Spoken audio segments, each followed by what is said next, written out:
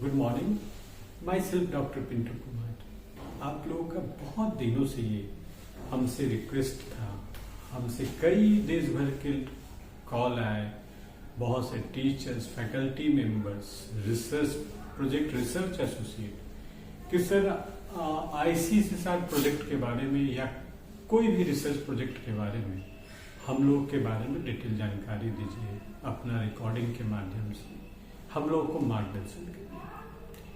क्योंकि आपको 2 ICSR research project आपने लिया है और कंटिन्यूअसली आपका रिसर्च प्रोजेक्ट इस पर काम चल रहा है, तो बहुत जगह, चाहे गोरखपुर यूनिवर्सिटी हो, चाहे दिल्ली यूनिवर्सिटी से जुड़े हुए बहुत से मेरे मित्र हो, टीचर्स हो, बहुत से डिग्री कॉलेजेस हो, उत्तर प्रदेश, बिहार, उड़ीसा, झारखंड, कई जगह से ये बातें आई। तो आज मैं उन लोग के लिए ये वीडियोस तैयार कर रहा हूँ। पहला, रिसर्च प्रोजेक्ट्स के बारे में कुछ आइडियाज है जिसको हमें ध्यान में रखना चाहिए कि रिसर्च प्रोजेक्ट भारत में कौन कौन से मेजर फंडिंग एजेंसी जो है जो रिसर्च प्रोजेक्ट को देता है। पहली बात ये। दूसरा, रिसर्च प्रोजेक्ट का हमारा उपयोग क्या है, हम क्यों रिसर्च प्रोजेक्ट से हमारे लिए और हमारे इंस्टीट्यूशन को क्या फायदा होता है, तो इस पर हम पहले बात कर लेते हैं। Importance of research project for teachers and for university college. क्योंकि आप एक एम्प्लॉय हैं कॉलेज का, यूनिवर्सिटीज का, तो यूनिवर्सिटीज का अपना एक असेसमेंट है जिसको NAAC के द्वारा एक्रेडिटेशंस मिलते हैं। उस NAAC में रिसर्च प्रोजेक्ट का बहुत बड़ा रोल होता है। अगर कोई यूनिवर्सिटीज का टीचर्स हैं तो उनको ज्यादा रोल होता है एज कंपेयर टू कॉलेज के टीचर्स। अगर NAAC का क्राइटेरिया 2 और क्राइटेरिया 3 है ना, जिसमें 3 में बात किया जा रहा है रिसर्च, इनोवेशन एंड एक्सटेंशन की बात किया जा रहा है, वही 2 रिसर्च का क्राइटेरिया 2 में जो है research, teaching, learning and evaluation process. तो क्राइटेरिया 2 में कॉलेज को teaching, learning and evaluation process में बहुत ज्यादा पॉइंट दिया गया है, और यूनिवर्सिटीज को, चूंकि NAAC का असेसमेंट 3 क्राइटेरिया में हो, 3 इंस्टीट्यूशंस को होता है, यूनिवर्सिटीज, ऑटोनोमस कॉलेज, एफिलिएटेड और कॉन्स्टिट्यूएंट कॉलेज। तो अगर कॉलेज का और यूनिवर्सिटीज के सिस्टम में बात करें कैसे रिसर्च प्रोजेक्ट इंपॉर्टेंट है, तो कॉलेज में जहां teaching, learning and evaluation process पर ज्यादा मार्क्स दिया गया है, वही यूनिवर्सिटीज की क्राइटेरिया 3 के अंतर्गत रिसर्च, इनोवेशन एंड एक्सटेंशन पर 250 मार्क्स दिया गया है। मतलब स्पष्ट है कि प्रोजेक्ट जो आप काम कर रहे हैं, जो आपका रिसर्च आउटपुट है, उससे विश्वविद्यालय को तो फायदा होगा। एक क्राइटेरिया NAAC के क्राइटेरिया के थे, उसके साथ साथ आपको भी करियर एडवांसमेंट स्कीम्स के तहत और उसमें प्रमोशंस के लिए जो है आपको भी फायदा होता है। रिसर्च प्रोजेक्ट पर अगर आपको 10 लाख तक का प्रोजेक्ट मिला है तो आपको 10 पॉइंट मिलेगा। प्रत्येक प्रोजेक्ट कंप्लीट कर लिया है, ऑनगोइंग है तो 5 पॉइंट। उसी प्रकार से अगर 10 लाख से नीचे है तो 5 पॉइंट, और ऑनगोइंग प्रोजेक्ट के लिए 3 पॉइंट दिए जाते हैं। रिसर्च प्रोजेक्ट अपने आप में बहुत से एकेडमिक एक्टिविटीज को, रिसर्च आउटपुट को आपको बढ़ावा देता है। रिसर्च पेपर पब्लिश अगर होता है पीयर रिव्यू जर्नल में या UGC केयर लिस्टेड जर्नल में, तो आपको 10 पॉइंट मिलता है। उसी प्रकार से यदि उस रिसर्च आउटपुट के थ्रू आप कोई किताब को लिखते हैं, बुक को लिखते हैं, तो आपको उसमें भी 10 पॉइंट मिलता है। या तो आप एडिटर के रूप में एडिट करते हैं बुक, या ऑथर के रूप में बुक को लिखते हैं, उसमें 10 पॉइंट होता है। अगर उसमें किसी चैप्टर को आप कहीं पब्लिश करा रहे हैं, उसमें भी आपको 5 पॉइंट मिलता है, प्रत्येक चैप्टर पर, प्रत्येक बुक पर। और यदि आपको इनवाइटेड लेक्चर कहीं इंटरनेशनल, अब्रॉड में आपको बुलाया जाता है, तो 7 पॉइंट। वही इंटरनेशनल कॉन्फ्रेंस अगर इंडिया में 5 पॉइंट।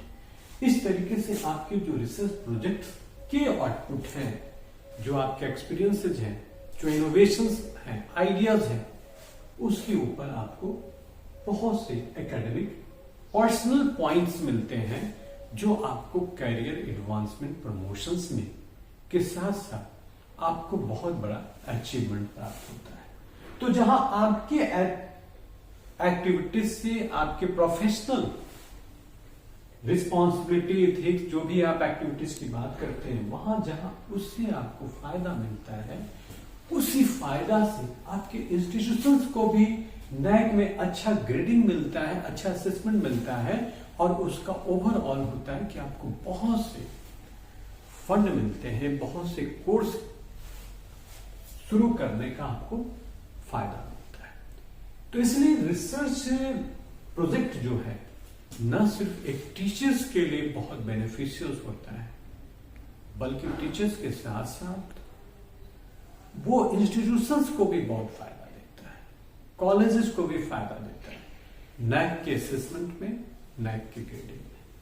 बहुत से इसके पॉइंट हैं इस रिसर्च इनोवेशंस में, जिस पर हम लोग बहुत से बात करेंगे बाद में। तो इस प्रकार से अगर देखें तो रिसर्च प्रोजेक्ट को ये बेनिफिट्स है। अब बात करते हैं कि मेजर फंडिंग एजेंसीज क्या क्या है जिसके थ्रू आपको रिसर्च प्रोजेक्ट मिलता है।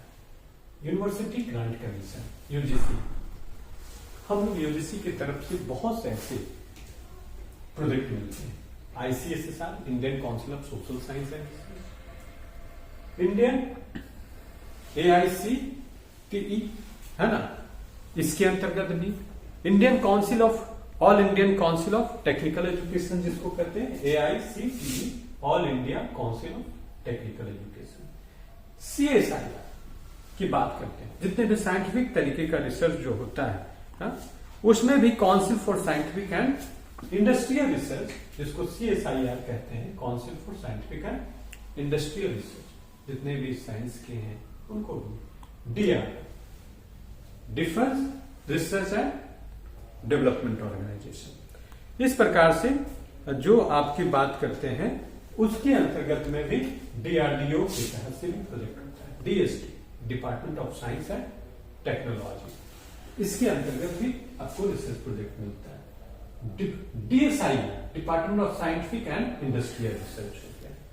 ICMR, कोई मेडिकल से रिलेटेड, बहुत से कोरोना के ऊपर हर एक फील्ड के लोग अध्ययन करें, चाहे साइकोलॉजी है, ज्योग्राफी हो, तो Indian council of medical research वो भी प्रोजेक्ट प्रोवाइड करते हैं। इसरो, बहुत नाम आपने सुना, चंद्रयान 3 का है ना, तो इंडियन स्पेस रिसर्च ऑर्गेनाइजेशन, इसके बहुत से संस्थाएं हैं, जैसे IIRS, Indian institute of remote sensing, तो ऐसे बहुत से जो है वो प्रोजेक्ट को देता है।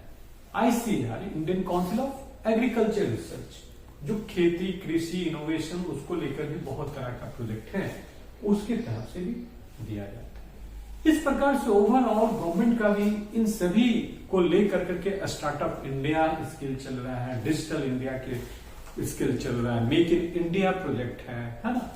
इस प्रकार से बहुत से ऐसे जो गवर्नमेंट ने इनिशिएटिव लिया है कि हम कैसे देसी उत्पाद को बहुत ज्यादा प्रोडक्ट करें, वैसे भी छोटे छोटे वो स्टार्टअप इंडिया और बहुत तरह का स्किल इन्हांसमेंट को लेकर भी बहुत से प्रोजेक्ट दिए जा रहे हैं।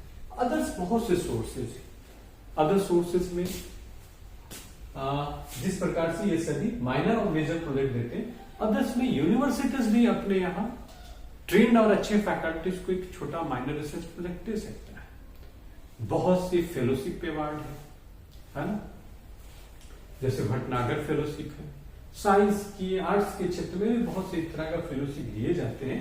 और उसके बाद भी गवर्नमेंट का बहुत से मिनिस्ट्री, जैसे टूरिज्म मिनिस्ट्री हो गया, social justice and empowerment ministry हो गया, अर्बन लोकल बॉडीज हो गया, म्युनिसिपल कॉर्पोरेशन हो गया, और ऊपर जो स्वच्छ भारत अभियान के तहत भी बहुत से देख रहे होंगे प्रोजेक्ट है, मिनिस्ट्री ऑफ MHRD मिनिस्ट्री हो गया, बहुत से ऐसे मिनिस्ट्रीज हैं, गवर्नमेंट एजेंसीज हैं जो भी एक प्रोजेक्ट प्रदान करता है।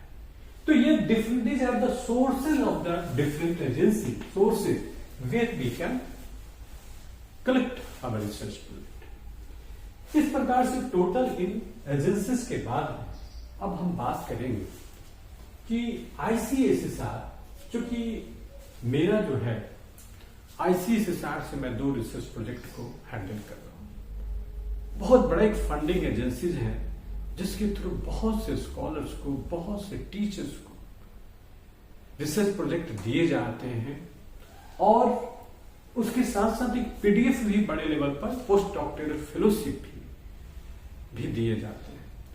तो हम नेक्स्ट लेक्चर में इस बात पर चर्चा करेंगे कि किन किन चीजों को बहुत सावधानियां रखना चाहिए और आईसीएसआर प्रोजेक्ट के लिए क्या क्या सुविधाएं होना चाहिए, किस तरीके से हम आईसीएसआर प्रोजेक्ट को अचीव कर पाते हैं। Thank you.